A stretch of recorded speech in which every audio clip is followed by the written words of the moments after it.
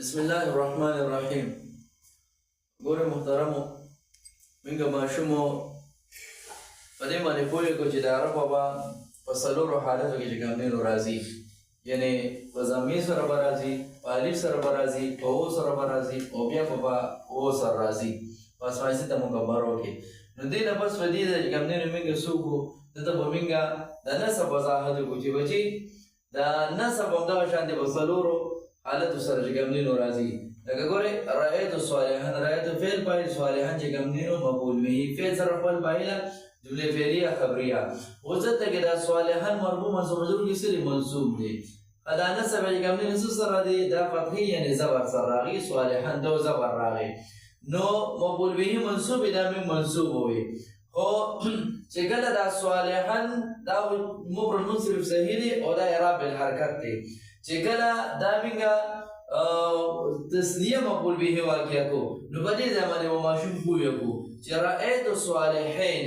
نو ګورئ دلته رأیتو فعل فاعل او صالحین چې کوم دی نو مقبول به شو، نو فعل سره خپل فاعله او مقبول به جمله فعلیه خبریه. نو دې به په دې باندې پوه کړو چې ګوره څنګه دا صالحان مقبول به دی او شان دا صالحین مقبول به دی. او دا صالحان نسب چې کوم دی نو هغه سره دو زبر سره راغی، یعنې فتحې سره راغی، او د صالحین نسب چې کوم دی نو هغه یا سره راغی، یا لفظي ما قبل مکتوب سره. نو دلته کې به دلته به دا خبر وکړو چې بچي د نون سره به زمین کار نه په تسنیه کې. په تسنیه کې چې دا اعراب موږ جاري کوو دا به موږ څه سره جاري کوو؟ په یا سره به جاري کوو. چې دلته کې دا یا په تسنیه کې به یا راځي، یا لفظي ما قبل مکتوب په یا. دا به موږ اعراب په یا باندې جاري کوو او د نون سره به زمین تعلق ونی. نو ګوره دلته کې نسب چې کوم دی نو هغه د زبر سره راغی، او دلته نسب چې کوم دی نو هغه څه سره راغی؟ هغه یا سره راغی. دغه شان ورته چې کوم دی نو په جمع مذکر سالم و مفعول به واقع کو لکه رأیتو صالحین، رأیتو فعل فاعل صالحین چې کوم دی نو مفعول به، فعل سره خپل فاعله جمله فعلیه خبریه. نو دې په باندې باندې پوهې ګوره چې دا صالحین هم دلته چې کوم دی نو مفعول به راغلی نو مفعول به منصوب وي. ورته به ووایو چې د نون سره ګوره زمین کار نشته، دلته کې دا نون کو منصوب دی، په دې باندې دا نسب راغلی دی، نو دا د جمع د نون د وجې نه راغلی دی. دا نه چې د مفعول به واقع شوی دی، د مفعول به د وجې کوم دی نو په نون باندې څه راغی؟ نسب راغی. دې به په دې کې په دې باندې پوهېږو چې بچي په جمع مذکر سالم کې به دا اعراب موږ په یا باندې جاري کوو، یا لفظي ما قبل مکسور سره. دلته کې جمع مذکر سالم کې به یا لفظي وي، ما قبل به مکسور وي، او نون به چې کوم دی نو هغه به مفتوح وي، په نون باندې به موږ زبر وایو. او صالحین کې په تسنیه کې یا لفظي ما قبل دا به چې کوم دی نو مفتوح وي، او نون به چې کوم دی نو دلته کې سیه هغه به مکسور وي، نون باندې به چې کوم دی نو موږ جر وایو، یعنې زیر به پرې وایو. نو د دې او د دې فرق به دا وي چې تسنیه به په دې باندې پېژنو چې د هغې نون به مکسور وي، او جمع مذکر سالم به په دې باندې پېژنو چې د هغې نون به چې کوم دی نو په حالت د نسب کې او په حالت د جر کې چې کوم دی نو سیږي دا به چې کوم دی نو مفتوح وي. نو دا کې وضاحت ماشوم ته پکار دی چې زمونږ د نون سره څه تعلق نشته دی. اعراب چې موږ جاري کوو هغه په یا باندې، او اعراب دلته چې کوم دی نو موږ څه سره یا سره به اعراب جاري کوو، او دلته به بیا سره کوم دی اعراب جاري کوو.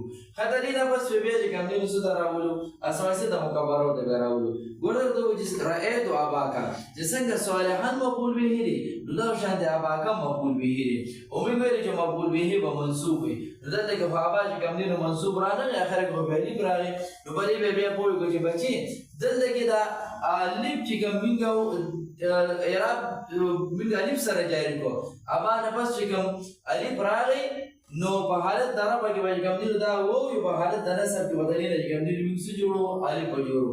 نو دلته کې به چې کوم دی نو اعراب هغه موږ په الف سره جاري کړو، نو دا منصوب دی. نو منصوب هم په څلور قسمه باندې شي. ګورئ صالحان فتح سره یعنې زبر سره، صالحین یا لفظي ما قبل مفتوح سره، رأیتو صالحین یا لفظي ما قبل چې کوم دی نو مکسور سره، او رأیتو اباکا دلته کې چې کوم دی نو څو جوړو؟ الف لفظي ما قبل مفتوح سره، ابا باندې کوم دی نو په اسمایسي ته مکبرو کې ورته وایو چې نسب په څلور سره دی، په فتحې سره به راځي، په یا لفظي ما قبل مفتوح سره، یا لفظي ما قبل مکسور سره، او الف لفظي ما قبل مفتوح سره باندې کوم دي نو راځي ورته به چې ګور دا سلور وړ مقبول به واقع شوی او سلور وړ کوم دي نو دا د یو باندې کوم دي جدا جدا یعنی د زبر راغی دلته بیا راغله مخکې دي کوم دي نو یا لفظي ما قبل مفتوح راغی دلته کې بیا راغله خدای نه ما کوم دي نو زیر راغی نو دا یا لفظي ما قبل مکسور راغی